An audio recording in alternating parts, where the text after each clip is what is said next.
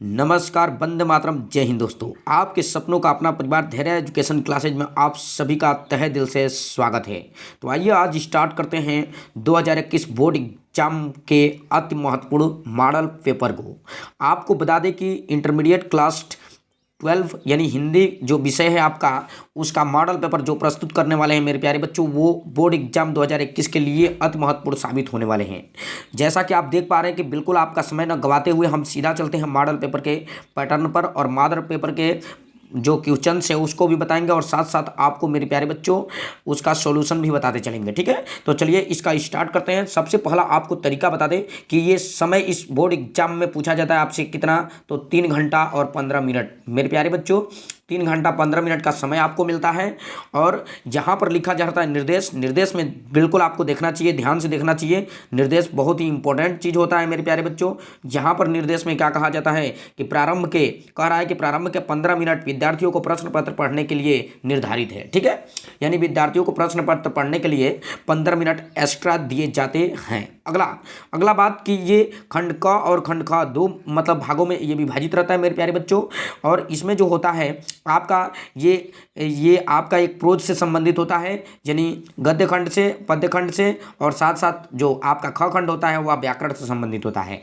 जहाँ पर हम देख पाते हैं कि कुछ बहुविकल्पीय प्रश्नों को भी पूछा जाता है, जैसा कि आप देख पा रहे हैं यहाँ पे 5 नंबर आपका बहुविकल्पीय मेरे प्यारे बच्चों पूछता है, ये आपका गद्य खंड से। ठीक है, और 5 नंबर पद्य खंड से। इसका मतलब कुल मिला जुला के आपके बहुविकल्पीय जो अंक होते हैं वो आपका 10 नंबर आते हैं परीक्षा में। ठीक है, तो यहाँ पर फर्स्ट नंबर क्वेश्चन देख रहे हैं हम, दिया गया है खंड क से कि निंदा रस, देख रहे हैं ना, निंदा रस निबंध के रचनाकार हैं। तो चलिए फटाफट हम इसमें विकल्प नहीं पढ़ते हैं, धड़ाधड़ इसका आंसर बताते चलते हैं आपको ताकि कोई दिक्कत ना हो। तो निंदा रस का रचनाकार जो है मेरे प्यारे बच्चों, निबंध के रचनाकार, वो क्या है, हरिशंकर परसाई।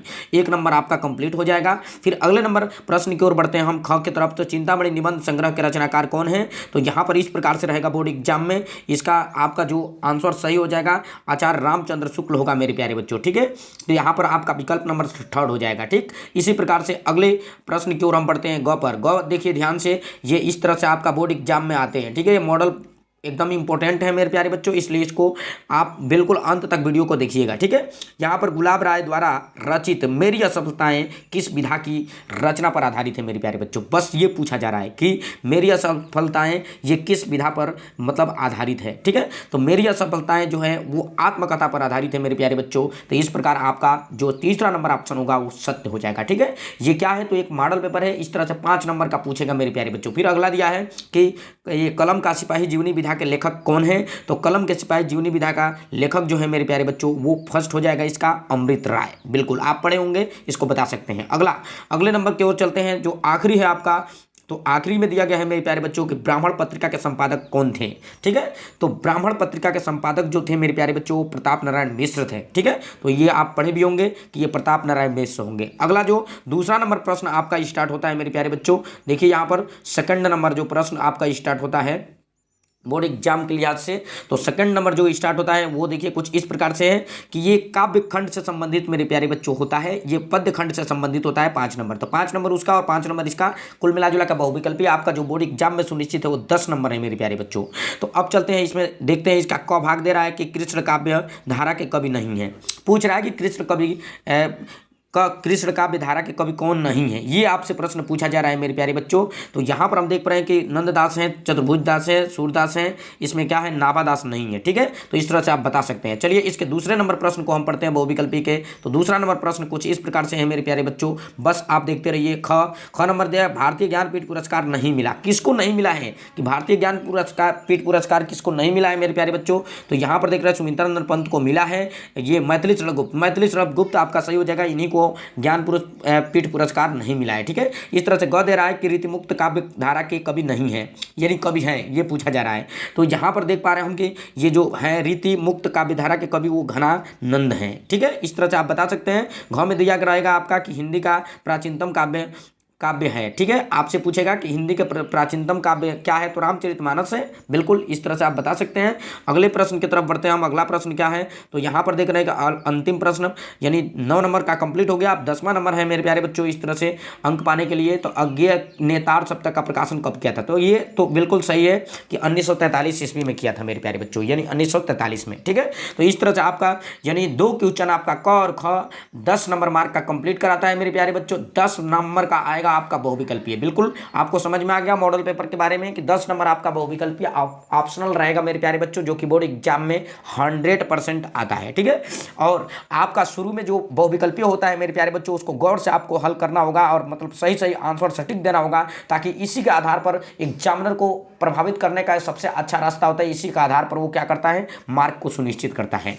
फिर आते हैं तीसरा नंबर। यहाँ पर बोर्ड में इस तरह से रहेगा तीसरा नंबर आपका जो रहेगा वो बहुत ही आवश्यक इंपॉर्टेंट, हर एक बच्चा कर सकता है, जो नहीं भी पढ़ा उसको भी वो भी कर सकता है मेरे प्यारे बच्चों। तो बिल्कुल आपको घबराने की जरूरत नहीं है। ये देखिए, ये सीधा तीसरा नंबर जो आपका प्रश्न बोर्ड में बनेगा, देख रहे हैं ना, तीसरा नंबर जो आएगा आपका वो सीधा कितना नंबर का आएगा, तो 10 मार्क का आएगा मेरे प्यारे बच्चों। तो 10 मार्क कम नहीं होता है, बिल्कुल 100% आपको इसको मतलब छोड़ना नहीं है। बोर्ड में जैसे भी आए वो उसको आपको करना ही करना है। तो देखिए, जैसे कि मान लीजिए कि इस तरह से दिया रहेगा प्रश्न, दिए गए गद्यांश पर आधारित निम्नलिखित प्रश्नों के उत्तर दीजिए, ठीक है। जहां पर दिया रहेगा, दिख रहे हैं राष्ट्र का तीसरा अंग जो है, इस तरह से आपका पूरा मतलब इसको पढ़ लीजिएगा, पूर्तियां पढ़ लीजिएगा, ठीक है। पढ़ने के बाद क्या कीजिएगा, तो इससे संबंधित 5 क्वेश्चन दिए रहेंगे मेरे प्यारे बच्चों। इससे संबंधित, इस गद्यांश से संबंधित क्या दिए रहेंगे, 5 क्वेश्चन दिए रहेंगे। एक क्वेश्चन जो होगा उसका जो अंक होगा 2 अंक को निर्धारित किया रहेगा, और उसको कुल मिला जुला के 10 अंक का एक गद्य खंड से संबंधित मतलब आता है प्रश्न मेरे प्यारे बच्चों,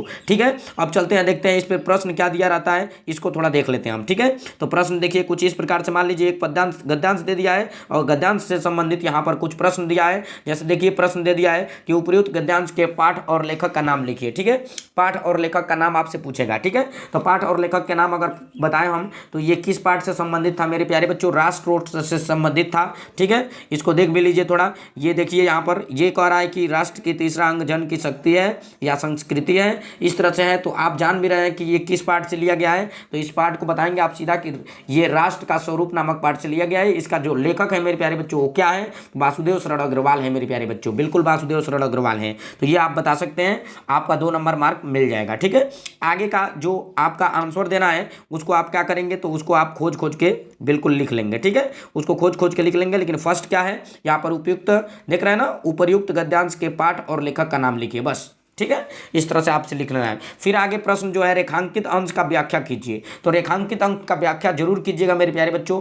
अब देखिए कुछ बच्चे ऐसे सोचते हैं कि रेखांकित अंश की व्याख्या करते हैं तो क्या करते हैं, सबको करने लगते हैं, लेकिन नहीं, सबका नहीं। जो रेखांकित अंश है मेरे प्यारे बच्चों, बस उसी का करना है, आलतू फालतू को आपको नहीं करना है, ठीक है। तो ये बात आप दिमाग में बनाए रखिएगा, इस तरह से क्वेश्चन आएगा। चलिए, अगर मान लीजिए कि आपको नहीं आता है ये गद्यांश में, फर्स्ट गद्यांश आपको नहीं आता है, तो सेकंड गद्यांश अथवा में दिया रहता है, आप इसको भी कर सकते हैं, कोई दिक्कत नहीं है। जैसे देखिए, जो कुछ भी हम इस संसार में देखते हैं और ऊर्जा का ही स्वरूप है, जैसा कि महर्षि अरविंद ने कहा कि हम भी ऊर्जा के ही अंश है। इसलिए जब हमने यह जान लिया कि आत्मा और पदार्थ दोनों ही अस्तित्व का हिस्सा है, तो वे एक दूसरे के पूरक, इस तरह से मान लीजिए कि दिया रहेगा, तो इसको पढ़ते ही जो बच्चा इसको पढ़ा होगा वो उसको खुद पढ़ते ही मालूम चल जाएगा कि किस पाठ से लिया गया है, ठीक है। तो इसको आप जान रहे हैं, ये पाठ जो है मेरे प्यारे बच्चों, ये क्या है, तो हम और हमारा आदर्श से लिया गया है, ठीक है। यानी हम और हमारा आदर्श, हम और हमारा आदर्श, ठीक है, हमारा आदर्श, ठीक है। ये क्या है, आदर्श, ठीक है। ये हम और हमारा आदर्श नामक पाठ से लिया गया है। इसके लेखक जो है मेरे प्यारे बच्चों, समझ रहे हैं, इसके लेखक जो हैं वो आपका हैं, वेरी गुड, बिल्कुल, पूर्व राष्ट्रपति एपीजे अब्दुल कलाम, एपीजे अब्दुल कलाम, समझ रहे हैं ना, इसको बनाकर लिख लीजिएगा, ठीक है। तो इस तरह से आप बता सकते हैं कि यहाँ पर फर्स्ट क्वेश्चन ही दे रहा है कि उपयुक्त गद्यांश के पाठ और लेखक का नाम लिखिए, तो आप लिख दीजिएगा मैं, हम और हमारा आदर्श, और लेखक का नाम हो जाएगा APJ Abdul Kalam. Very good, salute. अब आगे बढ़ते हैं अगले प्रश्न की ओर। चौथा नंबर प्रश्न कुछ भी बोर्ड एग्जाम में इस तरह से रहेगा, मॉडल पेपर में जैसा दिख रहा है, दिया रहेगा कि दिए गए ये पद्यांश पर आधारित निम्नलिखित प्रश्नों का उत्तर दीजिए। ठीक है, चौथा नंबर क्वेश्चन है मेरे प्यारे बच्चों, ये भी आपका थोक में देता है 10 नंबर मार्क। ठीक है, और 10 नंबर मार्क आपको मतलब बोर्ड एग्जाम क्या मेरे प्यारे बच्चों आपके भविष्य के लिहाज से अति महत्वपूर्ण होने वाला है। तो इसलिए अब देखते हैं, यहाँ पर देख रहे हैं जैसे दिया रहेगा, पूरा अगर पढ़े रहेंगे तो आपको छोड़ना है नहीं, 100% करना ही करना है। तो कहते आते थे यही अभी नरदेही। ठीक है, माता न कुमाता पुत्र भले ही। यस, देख रहे हैं हम कि रामायण से संबंधित मतलब लिया गया है मेरे प्यारे बच्चों, पूरा पढ़ेंगे तो आपको समझ में आ जाएगा। ठीक है, अब कहेंगे कि ये क्या है, तो यहाँ पर दिए गए पद्यांश पर आधारित निम्नलिखित प्रश्नों को उत्तर दीजिए। अब इसके नीचे 5 प्रश्न दिए रहेंगे, उस 5 का आपको उत्तर देना होगा मेरे प्यारे बच्चों। चलिए देखिए, यहाँ पर उत्तर दिया मतलब प्रश्न इस प्रकार कुछ दिया गया। पहला, उपयुक्त पद्यांश के अनुसार आज तक लोग क्या कहते आए हैं। ठीक है, इसको अर्थ निकालेंगे, उसके हिसाब से बनाएंगे। दूसरा दे रहे इस पंक्ति में कैकेयी को किस बात पर, देखिए कैकेयी आ गया, इसका मतलब ये है। फिर कह रहा है उपयुक्त पंक्तियों में किस रस का उपयोग किया गया है, यहाँ पर रेखांकित अंश का भावपूर्ण अर्थ लिखिएगा। कविता के शीर्षक लास्ट में दिया गया मेरे प्यारे बच्चों, ये 2 नंबर मार्क का कंप्लीट करा देगा आपका। कह रहा है कि कविता के शीर्षक और उस कवि का नाम लिखिए, यानी कविता के शीर्षक और कवि के नाम लिखिए। तो इस तरह से आपका देख पा रहे हैं कि कविता के शीर्षक भी आपको बताना होगा और क्या करना होगा, तो इसके कवि के नाम लिखना भी होगा। तो देखना है, तो यहाँ पर हम लिख देंगे मैथिली शरण गुप्त। कवि के नाम जो हो जाएगा मेरे प्यारे बच्चों मैथिली शरण गुप्त होगा, समझ रहे ना, मैथिली शरण गुप्त। ठीक है, थोड़ा आप बढ़िया से लिख लीजिएगा, शरण गुप्त। ठीक है, इस तरह से बना लीजिएगा, मैथिली शरण गुप्त। ठीक है, और उसके बाद से आपसे पूछेगा कि और एक चीज़ बता दीजिए ये किससे लिया गया है, तो इसका शीर्षक बताइए। तो ये सीधा हम बताएंगे कैकेयी का अनुपात से लिया गया है मेरे प्यारे बच्चों। बिल्कुल आप बता सकते हैं कि कैकेयी के अनुपात से लिया गया है। ठीक है, इस तरह से आप बता सकते हैं। देखिए, अगर मान लीजिए फर्स्ट आपको समझ में नहीं आता है तो आप बढ़ जाइएगा सेकंड पे जाके देखिए, यहाँ पर अथवा में भी दिया है और अथवा में भी दिया है। इस क्वेश्चन को देखिए ध्यान से, यहाँ कह रहा है यह मनुष्य ब्रह्मांड का सबसे सुरम्य प्रकाश। यानी ये पूरा पढ़ने के बाद से जब पढ़ेंगे पूरा इसको तो आपको स्पष्ट हो जाएगा, अगर पढ़े रहेंगे तो बिल्कुल। और उसमें क्या करेगा, इसके आधार पर भी प्रश्न दिया रहेगा मेरे प्यारे बच्चों। देखिए प्रश्न आ गया, ये 10 नंबर का ये भी रहेगा, मतलब एक प्रश्न 2 अंक का और 5 प्रश्न रहेगा, तो कुल मिला जुला के आपका 10 हो जाएगा। ठीक है, अब ये कह रहा है यहाँ पे प्रश्न देखिए, लास्ट में एक क्वेश्चन है, बाकी तो आप खोज कर बनाकर लिख लेंगे। कवि के शीर्षक और कवि का नाम लिखिए। तो कवि के शीर्षक और कवि के नाम वाला ये जो चीज़ है वो पूछता है हमेशा, तो इसका हो जाएगा रामधारी सिंह दिनकर। ठीक है, रामधारी सिंह दिनकर, ये कवि का नाम हो जाएगा रामधारी सिंह दिनकर। और साथ साथ मेरे प्यारे बच्चों अभिनव का मनुष्य ये हो जाएगा आपका शीर्षक। अभिनव का मनुष्य जो हो जाएगा वो कविता का क्या हो जाएगा, शीर्षक। राइट, तो बिल्कुल ये कंप्लीट हुआ आपका। अब बढ़ते हैं हम अगले प्रश्न की ओर। अगला प्रश्न आपका बोर्ड एग्जाम में 5वां नंबर इस प्रकार से रहेगा मेरे प्यारे बच्चों, 100% ये सटीक, बिल्कुल 100% इसको देख लीजिए और ध्यान में रखिए। कह रहा है निम्नलिखित में से किसी एक लेखक का साहित्यिक परिचय देते हुए उनकी प्रमुख रचनाओं का उल्लेख कीजिए। ठीक है मेरे प्यारे बच्चों, बस देखिए अधिकतम शब्द सीमा ये कह रहा है 80 अंक, यानी 80 शब्द ही आपका यूज करना है, ज़्यादा आपको लिखना भी नहीं है। इसका मतलब कह रहा है कि ज़्यादा लिखना नहीं है। आपको बता दें कि एक लाइन में 10 गिने जाते हैं, तो इस प्रकार से आप क्या करिएगा, आप 8 लाइन बना लीजिएगा मेरे प्यारे बच्चों। ठीक है, 8 लाइन बना लेंगे तो आपका क्या हो जाएगा, क्लियर हो जाएगा मेरे प्यारे बच्चों। यानी लगभग 8 लाइन तक लिख देंगे आप तो क्लियर हो जाएगा आपका 80 शब्द। ठीक है, और इसमें क्या करना है, तो इसको साहित्यिक परिचय देना है मेरे प्यारे बच्चों। ध्यान में रखिएगा, ये जीवन परिचय जो है ना उसको आप 60 में कर करके लिखिएगा, साहित्यिक परिचय पर बल दीजिएगा। ठीक है, इसमें 3 लेखक दिए रहेंगे, किसी एक का करना होगा। देखिए वासुदेव सरल अग्रवाल, डॉक्टर हजारी प्रसाद द्विवेदी, एपीजे अब्दुल कलाम, जिसका भी आ रहा होगा उसको आप कंप्लीट कर लीजिएगा मेरे प्यारे बच्चों। अगर आपने मतलब कहेंगे कि आप निबंध बताइए, तो निबंध हम पिछले वीडियो में ये डाल चुके हैं, वासुदेव सरल अग्रवाल का, हजारी प्रसाद द्विवेदी का। ठीक है, उसको आप देख लीजिएगा, एपीजे अब्दुल कलाम का, किसी का भी। ठीक है, अब आगे बढ़ते हैं। ख में भी दिया रहेगा, देखिए मेरे प्यारे बच्चों 5 नंबर का, यानी 5 5 10, ये वो जो था वो गद्य खंड से था, ये जो है वो पद्य खंड या काव्य खंड से संबंधित रहेगा मेरे प्यारे बच्चों। तो 5 5 10 अंक का निबंध आने वाला है इस प्रकार। देखिए निम्नलिखित में से किसी एक कवि का साहित्यिक परिचय देते हुए उनके प्रमुख कृतियों का उल्लेख कीजिए। अधिकतम शब्द सीमा ये 80 अंक। अब 80 शब्द रहेगा, जयशंकर प्रसाद, महादेवी वर्मा, रामधारी सिंह दिनकर। देखिए मेरे प्यारे बच्चों ये भी इंपॉर्टेंट है, इसमें से कोई एक का लिखना होगा और आपको साहित्यिक परिचय देते हुए आपको क्या करना है, उसकी कृतियों का उल्लेख करना है, कृतियों को भी नाम बताना है। अब चलिए अगला प्रश्न आपका कुछ इस प्रकार से रहेगा, छठा प्रश्न मेरे प्यारे बच्चों।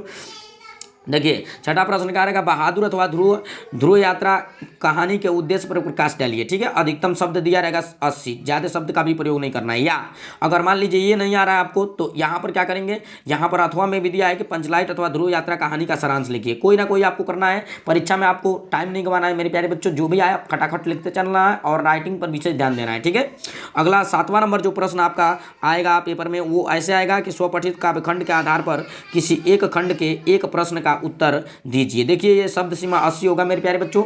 देखिए 7वें नंबर प्रश्न में बहुत सारे बच्चे ऐसे होते हैं जो घबरा जाते हैं। आपको घबराहट बिल्कुल नहीं महसूस करना है, इसमें हम बता दे रहे हैं आपको क्या करना है। देखिए ध्यान से थोड़ा ऊपर ले चल रहे हैं इसको। देखिए यहाँ पर दिया है क्या क्या, यहाँ पे देखिए मुक्ति यज्ञ काव्यखंड दिया है, फिर अथवा में भी दिया है, फिर ये सब कुछ दिया है ना। तो इसमें आपको जो आएगा उसमें क्या करना है मेरे प्यारे बच्चों, आपको बस यहाँ पर जैसे मान लीजिए त्यागपथी के बारे में आपको लिखना है। तो त्यागपथी 5वां ये है। तो इसमें आप क्या करेंगे, ये मन करे तो लिख लीजिए या आप मन करे तो आप ये लिख लीजिए, कोई भी लिख सकते हैं। देखिए त्यागपथी काव्यखंड के आधार पर पंचम सर्ग की कथा बस संक्षिप्त में लिखिए, या त्यागपथी काव्यखंड के आधार पर राजश्री का चरित्र चित्रण कीजिए। ठीक है, तो कोई एक इसमें से कर लेंगे। आपको जो भी होगा आपका अंक जो निर्धारित है मेरे प्यारे बच्चों 5 मार्क आपको कहीं भागने वाला नहीं है। ठीक है, इस प्रकार आपका जो फर्स्ट आपका जो खंड था मेरे प्यारे बच्चों खंड का वो समाप्त हुआ। अब खंड ख के बारे में हम चर्चा करते हैं। देखिए खंड ख जो है बहुत ही मजेदार है मेरे प्यारे बच्चों। ठीक उसी प्रकार से ये 7 अंक का मतलब कुल मिला जुला कोलेक्ट करने वाला ये चैप्टर है मेरे प्यारे बच्चों। अब 7 अंक कैसे कोलेक्ट करेगा ये, तो देखिए ध्यान से यहाँ पर 8वां के क में दिया रहेगा इस तरह से कि दिए गए संस्कृत गद्यांशों में से किसी एक संदर्भ सहित अनुवाद कीजिए। अनुवाद करना है, इस संस्कृत को पढ़ना है बढ़िया से मेरे प्यारे बच्चों, इसको छोड़ना मत, बढ़िया से इसको पढ़ लीजिएगा सबको। पढ़ने के बाद क्या करना है आपको, अनुवाद करना है इसका। तो या इसको अगर मान लीजिए फर्स्ट को नहीं कर पा रहे हैं, इसको अगर नहीं कर पा रहे हैं तो इसको सेकंड को कर लीजिएगा। समझ रहे ना, पढ़िएगा और अपने अनुसार अपनी जो मतलब माइंड के अनुसार इसका क्या करिएगा, अनुवाद कीजिएगा। ठीक है, ये आपका 7 नंबर मिलेगा मेरे प्यारे बच्चों। उसके बाद आगे बढ़ते हैं। उसके बाद देख रहे हैं क्या करना होता है। तो ये पूरा करने के बाद देख रहे हैं ना, ध्यान दीजिए। हाँ जी, ये अनुवाद कर लेंगे। या ख में देखिए क्या दे रहा है, यहाँ पर ख में दे रहा है कि दिए गए श्लोकों में से किसी एक श्लोक का संदर्भ हिंदी में मतलब हिंदी में अनुवाद कीजिए, संदर्भ हिंदी में अनुवाद कीजिए। समझ रहे हैं ना। तो इसमें से किसी एक श्लोक को करेंगे तो 5 2 7 नंबर मिलेगा मेरे प्यारे बच्चों। ठीक है, 2 नंबर संदर्भ का और 5 नंबर आपका इसका अनुवाद का। ठीक है, तो इस तरह से ये पढ़ लीजिएगा। समझ रहे हैं ना, छोटा छोटा ही रहता है।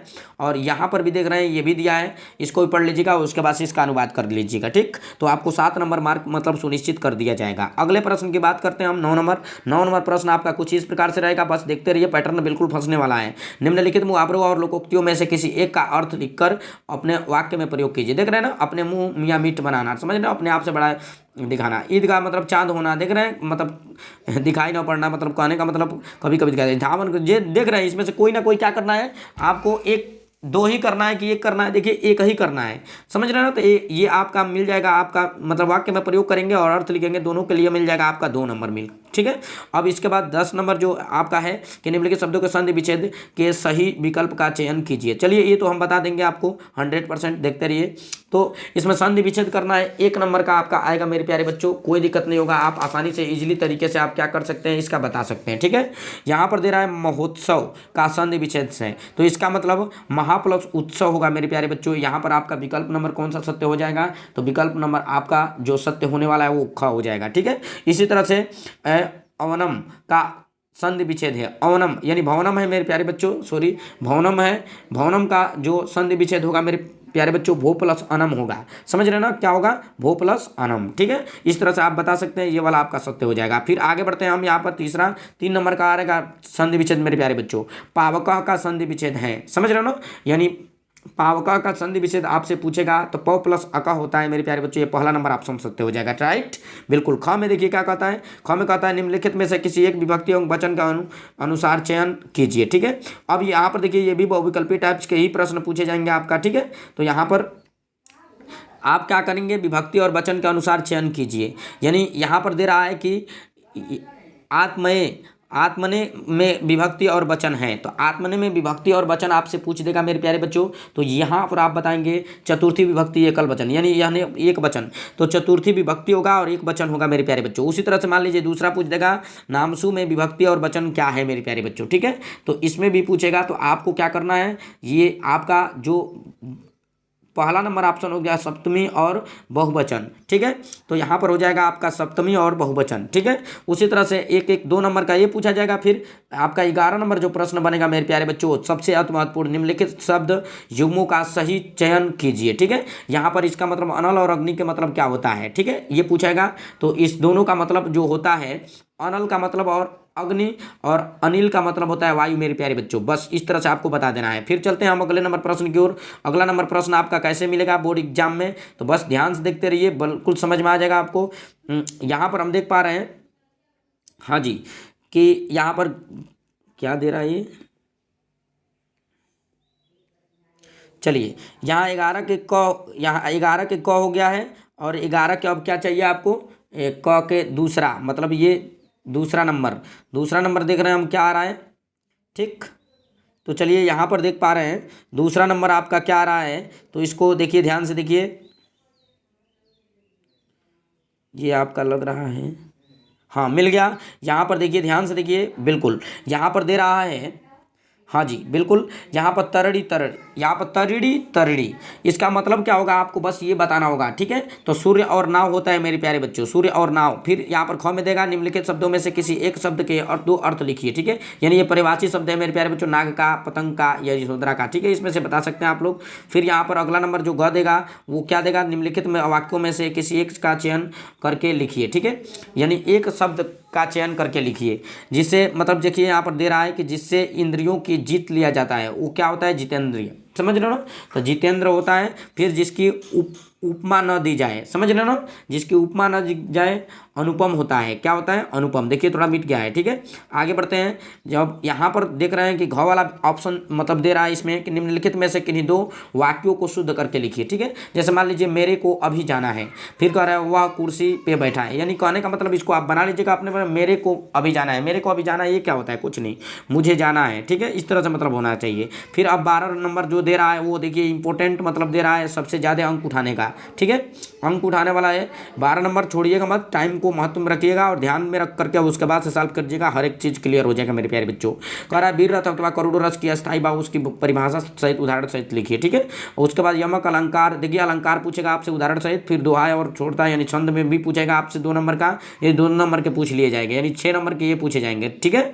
अब क्या है, अब आपका 13 नंबर जो आपका विकल्प क्वेश्चन होगा मेरे प्यारे बच्चों, वो क्या है, अपने जनपद के किसी विद्यालय के शिक्षक के रूप में कार्यरत करने के लिए कह रहा है कि विद्यालय प्रबंधक के अपना आवेदन पत्र लिखिए, यानी 6 नंबर का ये आएगा मेरे प्यारे बच्चों। बस आप ध्यान में रखिएगा, अगर पहला नहीं आता है, यहाँ पर नहीं आता है, तो अथवा में देखिए लिखा है कि ग्राम प्रधान की ओर से अपने जनपद के जिलाधिकारी पत्र को लिखे जिस गाँव की सफाई और व्यवस्था को अनुरोध किया जा सके, समझ रहे हैं, इस तरह से आप कर सकते हैं। 14 नंबर आखिरी प्रश्न जो होगा, यानी कुल मिला जुला के यहाँ पर देखिए मेरे प्यारे बच्चों 7 नंबर आपका फर्स्ट से और 7 नंबर ही क्या ये सेकंड से क्वेश्चन आने वाले हैं, 7 क्वेश्चन आने वाले हैं जो कि आपका 100 नंबर के होंगे पूरा।